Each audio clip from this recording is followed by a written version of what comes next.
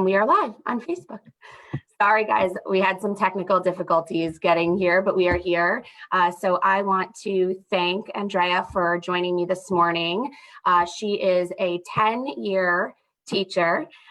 She teaches in the Clifton School District, and we are so happy that she's joined us this morning to talk about what we as parents can do as we transition our kids from this virtual learning into a summer that for our kids may be like no other summer they ever have, and what we can do to really make the transition productive and make sure that the things that our kids were working on and learning in a very different environment, they're continuing over the summer. So thank you, Andreia. And of course, I'm Jamie Berger. I am a divorce attorney with Jacobs Berger, and we're thrilled to be doing this interview series in order to give parents helpful information. So I will turn it over to you, Andreia, to tell us a little bit about yourself, why you became a teacher, what your passions are, and then we'll kind of dive in. All right. Good morning, everyone. So I'm a teacher in Clifton School District. It'll be my 10th year there this coming September. And I love working with kids. I've always loved working with kids, which sounds so cliche, but it really is the truth. And so teaching for me, I knew I wanted to be a teacher since I could start talking, since I was able to start talking and thinking of what I would love to do. So 10 years later, I still love it just as much. I also love working with the families. I love seeing the growth that kids are able to do throughout the year. And I love feeling the trust that parents put in me to bring out the best in their kids. So that's my reason for doing what I do.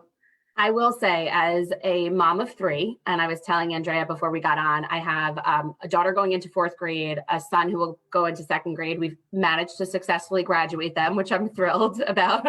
Well, I'll take the pass fail that they were giving at the end of the the year with no complaints. And I have developed, and I've always respected the teachers that we've had, the district that we are in. We've loved every teacher that our kids have had. But this year and the last few months specifically, the respect that I have for my kids' teachers and what they do on a daily basis, because you had a passion to be a teacher from a very young age. I had a passion to be a lawyer. So, they're very different paths. And I never had the passion to be a teacher. As parents, we've sort of been thrust into this situation where we're taking on that role somewhat for our kids.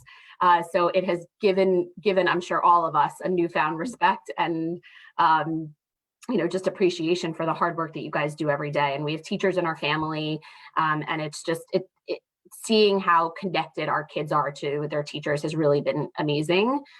So it's something that I valued a lot in this really difficult time of quarantine and pandemic, and it's been really nice.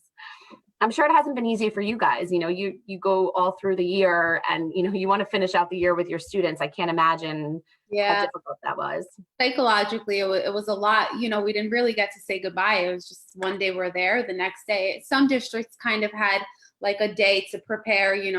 We didn't. It was literally like, no school tomorrow. We're going to talk about what this will look like. The kids will come back. We'll get them prepared, but they never came back. So It was rough, and you at first you're just like, okay, this is fine. It's only temporary. We thought we were going to be home for 2 weeks. Right. So everyone was like, oh, a nice little break. But when it really dawned on us that we weren't going back, it was rough.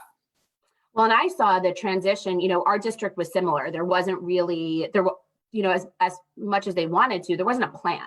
So, the first 2 weeks looked very different than, 2 weeks in, when the teachers really had an opportunity to plan for virtual learning and make sure that all the kids were up and running, to go on their Google Classroom and do all of that. So it really, that first 2 weeks, I know as a parent, and I think I had done an early video, I had a schedule, the likes of which you've never seen, color coded. I was all prepared. And my husband actually laughed because he looked at our schedule that was up on the board and it still says week 1, because then you guys came through like shining knights and gave us a schedule. Yeah. And I didn't have to updated every single week. So I was very thankful for That's the thing, it was so interesting to see. And, you say you grew this appreciation for teachers, and teachers really grew an appreciation for parents, because we fully recognize that you are not used to this. Like you're not built for this. You send your kids to school and you put that trust in us. And so like the way we saw parents coming through in whatever way they could, it looked so different from family to family. And that was incredible, but it was amazing to see that what the parents were doing worked for their kids and their family dynamic. And so, I can't tell you how many like color coded schedules I was sent. Was like, is this good? And I'm like, oh my gosh, that's perfect. But you don't even have to do that much. I swear your kids don't need, like this perfect schedule. They just need the structure. But right. Really, no, and structure is I know it's important for me in my job. It's important to know how my day looks day to day. We keep a calendar. Sometimes that calendar goes to the wayside because things come up, but having that structure, and I saw especially for my son who is the one who's going into second grade, that was key. Yeah. We did the same thing every morning. I tried to structure my schedule so that I could devote particular blocks of time to him as best I could. But it's very interesting because the different ages, my daughter was much more independent, just because she's going into fourth grade now, but she was used to learning on her Chromebook and doing more. And with my son, it was more of a challenge. So, but even seeing where he was back in March when this started to where he was at the end of June in terms of being able to successfully navigate his own work through his computer was really, really great to see. And that's the thing with kids. That's why I love working with kids. They are sponges, and as long as the consistency is there with whatever you're trying to teach them, they get it and they adapt to any situation. It's incredible to see like how the kids adapted so well into this. Like the adults are just like, what is going on? What are we going to do? Like the teachers were like in the first 2 weeks, we were just like, wait, but what? Like, but we need structure. We need you to tell us what to do. And the kids are just going along with everything. Right. They're amazing, amazing, amazing, amazing.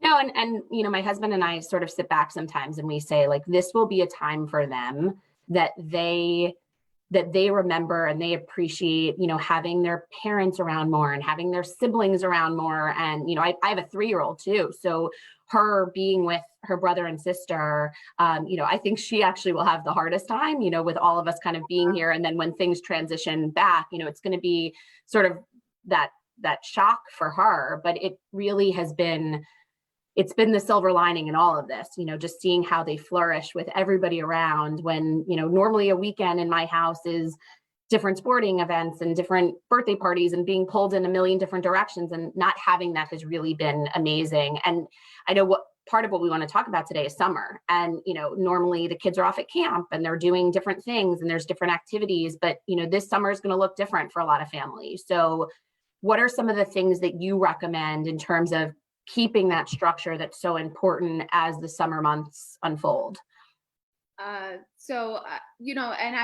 before I get into that, I do want to, because I know that this is a huge worry for a lot of parents, is that this fear that their child is going to be behind. And what I've been telling all of my parents is everyone went through this, Right. So there's no way your child will be behind any other child, because it's not like some kids were going to school and others weren't, and this situation is going to, it grew such an independence in kids, whether it was a child who did every single assignment or a child who did some and kind of caught up with others. It grew a certain level of independence that when they do get back into school and they, the things start rolling, hopefully, as normally as they can, they are going to like be with it, in my mind.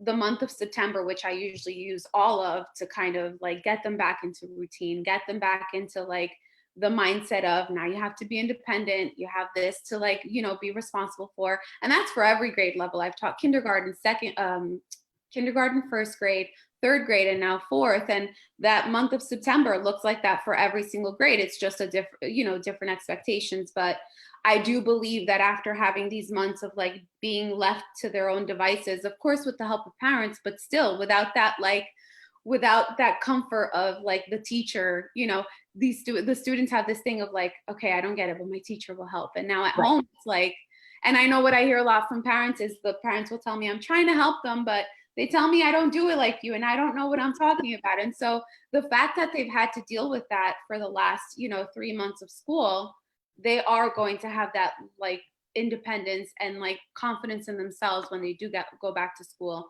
and the teacher will just be an extra.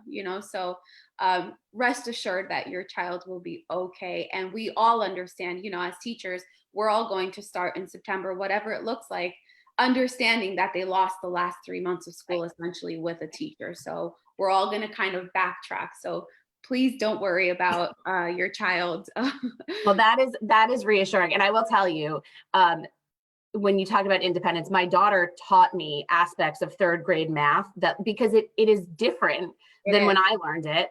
And I heard a lot, well, no, mom, that's not how you do it. That is not at all how it's done. And like there was some like finger movements that she was doing. I'm like, honey, I wish I could help you, but I can't because I'm like, I'm sitting here like carrying numbers over and doing like this whole thing. And she's like, no, that's not how we do it. No, it's not. And it is so different. Yeah. And that's the thing, so for the students who were able to figure it out like on their own, then they're going to be like above and beyond. But for the students who still struggled with it, that's okay, because guess what? By the time they get back to school and they do have that support, like the direct support one-on-one with the teacher, they're still going to have a certain level of trying to figure it out on their own. And that's something that is so hard to teach as a teacher when you have the normal routine of them depending on you so much, Right. They're reliant when they're in the classroom, and that they were sort of forced out of that comfort zone, and as much as, and I'm sure your district was the same. The teachers were available. They did office hours. They did extra help, children who have in-class aides or an IEP or a 504, they had all of those resources available, but it's not the same as sitting in a classroom. Exactly. So, but I will say, I think you're 100% right, because I've seen, especially with my son, that age, that development of just being able to do, where he could sit for 15 minutes and work independently on something, then it became he could sit a little bit longer and come up with ideas more quickly on his own. So it really was remarkable to watch. And I'm very appreciative as a parent to have had the opportunity to do that. And that's what I was going to go into to talk about the summer. So, pick a skill that you want your child to develop in. And so for the early ages, it'll be something like being able to sit down and focus on something start with 10 minutes, and the next day do 11 minutes, the next day do 12 minutes. I would highly recommend that whatever your summer looks like, you do set, whether it's 3 days a week, 4 days a week, if you can do it 5 days a week, set aside like an hour of educational, like instructional time. And in that hour, you can work on skills like, for the younger ones, if they're struggling with sitting still and working on something, work on adding in 1 minute. As they get older, like second, third grade, do that, but to build their reading stamina. So the first day they read for 10 minutes, the next day they'll read for 11. The next day they'll read for 12. And even with those goals in mind, allowing for some days where that's going to go out the window because they're just not having a good day, or they're not able to focus. And so what that day might look like is you reading to them for 15 minutes. But that's okay. Whether they're in fourth grade, that's okay, because they're still being exposed to reading. You can still have conversations. So I would highly recommend some like a dedicated time for education throughout the day. I think that's a great, they may be a little resistant to it. Everyone hears school's out and it's, summer mode, but I think, I know that our district sent, reading lists for our kids and, some online resources for us to use. Are there any particular ones that you really like that you recommend to parents? Obviously understanding that depending on the age, it may be a little different. Yeah. For reading, I'll start with reading. Now that libraries are like closed, we're still not sure what's happening with libraries. I know a lot of them allow you access to like online books, but if you don't have a library card, Get Epic is a great website with tons of books for kids at any level. So Get Epic is a good one for books.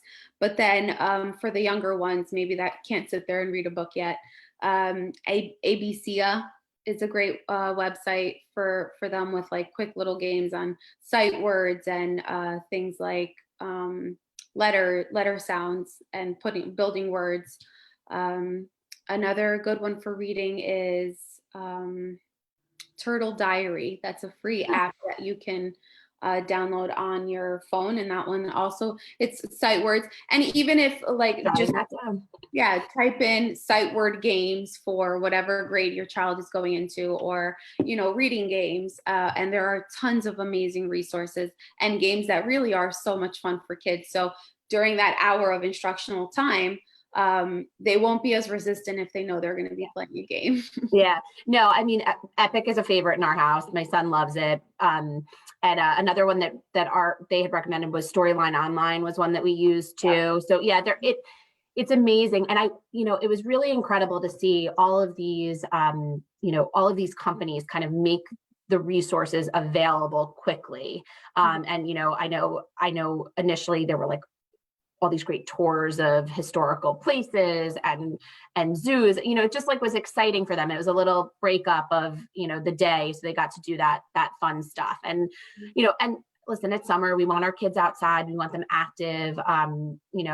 Summer camps, some are open, some are closed. So, and childcare is obviously an issue for a lot of people. So as businesses reopen, that's something that, we're experiencing too, as businesses start to reopen in New Jersey, how are we dealing with these, childcare issues if the camps aren't available, or if there's not, independent childcare. So that's something that, we're very mindful of as a business, but it's, certainly there's all of these concerns for parents, and we just, listen, we all want to make sure that we're doing the best for our kids and making, this summer is wonderful for them, but really setting them up to succeed with whatever September looks like. Any advice that you can give parents on, because I know my daughter's already been asking me, am I going back to school? Am I going to see my friends? Or, and it's difficult, because none of us know the answers. Any advice you can give parents from your perspective on, things that we can say to our kids? That's a tough one, because even the kids were asking us those questions in the last week of school. Are we going to see each other in September? And I would say the best thing you can do is just talk to your child, meet them where they're at with talking about what's going on. And what I told my kids my students, was, I hope, we are all hoping to be back in September. That's what we are envisioning.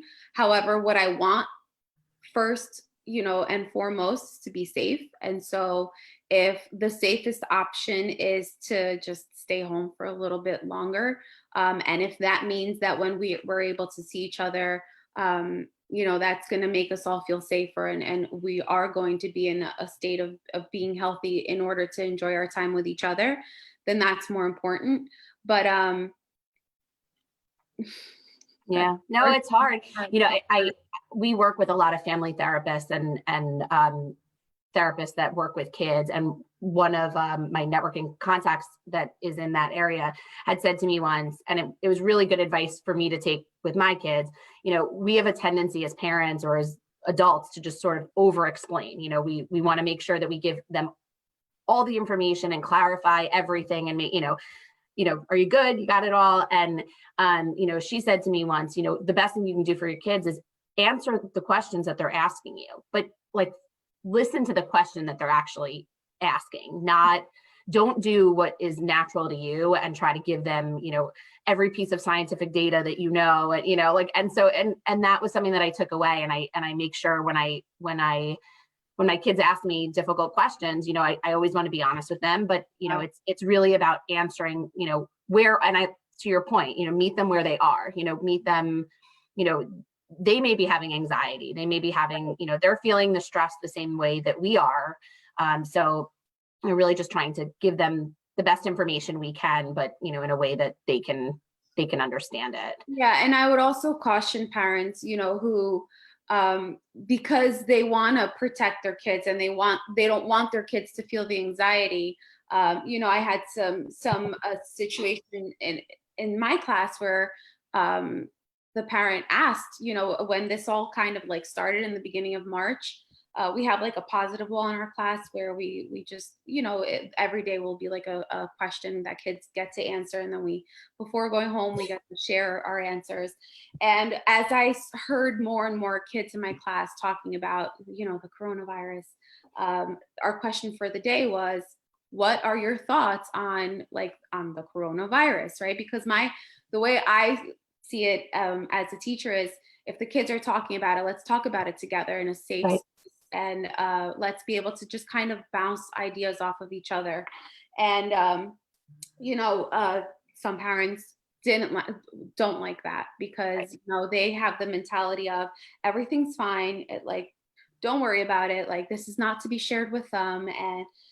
But then like a few days later, we never went back to school. Right. So, what might that child be feeling now? They've been told up until now, everything's fine, don't worry about it. But now they're not going back to school. So, especially right. It doesn't match up, everything's fine, you can't go to school, nothing's meshing for them. Yeah. So, be as honest as you can. And it's okay to say, I don't really know what's going on. I don't know, and the kid, like, let's say the kids, oh, but people are dying from it. Yeah, they are. But right. Some people are also like beating it and getting out of it. And so the best thing we can do is protect ourselves and do our part in social distancing. And, if we do have to go out wearing our mask, just being honest with them, because that's all they really want to see. Because if it matches up with what they see on the outside, then that's gonna ease that anxiety, right? Because anxiety comes from the unknown and like trying to answer questions yourself that you don't know the answers to. And so I think when kids see that parents are open to communication and open to just being honest with what they know and don't know, kids are okay. And they'll look at this as like a time in history that they lived through and got through. And they won't look at this as a time where they just felt fearful and lonely because they weren't seeing their friends. Listen, this has been, both from the pandemic and quarantine and COVID and the racial issues that are going on and protests and there have been a lot of really difficult conversations as parents, and making sure that we are educating our children and supporting them. I know specifically our district did a lot, in terms of addressing the racism and making sure that kids had resources, and there were conversations and, they were very communicative about what as a district they wanted to do. And I felt very supported as a parent, knowing that they were having those conversations in class, but they were all, they have those conversations at home too. Yeah. So it was something that, I really, really appreciated from, as a parent. So what can we do? We talked about kids who are versed in Chromebook and all this stuff, and then kids that maybe are not as used to it. What are some things that you recommend in terms of like getting kids updated with technology and just kind of reinforcing that skill as we go into September? So the first thing I would say is, if you're able to buy your child their own Chromebook, I think that's crucial, because it gives them a confidence of being prepared for whatever school does look like when we do go back, or when September comes. I saw the difference in my kids, the ones who had their own Chromebooks, and therefore, our Google Meet times were not an issue because they didn't have to be sharing. So right. If that's a possibility throughout the summer, for that to happen, wonderful. Otherwise, the next best thing is, you have a smartphone, get them on apps, educational apps on there. I know we briefly talked about even like state testing and what that looks like. Right. And the hardest part of state testing is really to get kids, especially in the third grade, when that's the first time they're taking it, to get them used to the online tools and navigating their assignments on a computer. So, even if your child keeps a summer journal, which is a great idea, they can be as short as 2 sentences or 5 sentences on a day that they feel like writing, but keeping it on the computer, because that's going to get them comfortable with typing. It's going to get them comfortable with navigating through like a Google Doc, which is, what makes them feel comfortable with the state testing, because state testing is really just what we've been doing all year long. There is no like test prep. It's more of, okay, now we're going to put a Chromebook in front of you and you just have to do what we've been doing all year long. I just can't help you with it. Right. And that's fine with them, because they feel prepared. It's so incredible. I taught 3rd grade for 6 years, and it's their first year taking the test, and they'd be like, oh my God. They'd be so nervous, but then after the test, they'd be like, that was the best week ever in school. That was so easy. That was the test. And, Right. As a teacher, you love hearing that, because that just means you've been doing what you need to do, and they were prepared. Well, I got to tell you, I kind of feel as a parent, I dodged a bullet, because knowing my daughter, she would have been like sweating for a week before and, having heart palpitations. And I was like, you know what? You didn't have to deal with it this year. So We'll see what next year brings. This has been so helpful. I know we really, we are so appreciative as parents of like all the hard work that you guys do, just waking up every morning and like seeing their assignments laid out for them and knowing that they had a roadmap for their day, was just so helpful. And knowing that we didn't have to stay up late color coding it for them the night before. You guys were doing that hard work for us. I really appreciate it. Thank you for joining us. And I hope that you are able to enjoy some of the summer. I know you're, working with some of your students this summer, and that's wonderful. I'm sure they're really appreciative of that. I hope you get some downtime too. Thank you so much. Thank you and all of your kids once we do go back. Thank you so much. It was great to talk to you. And thank you guys for tuning in. We will see you soon.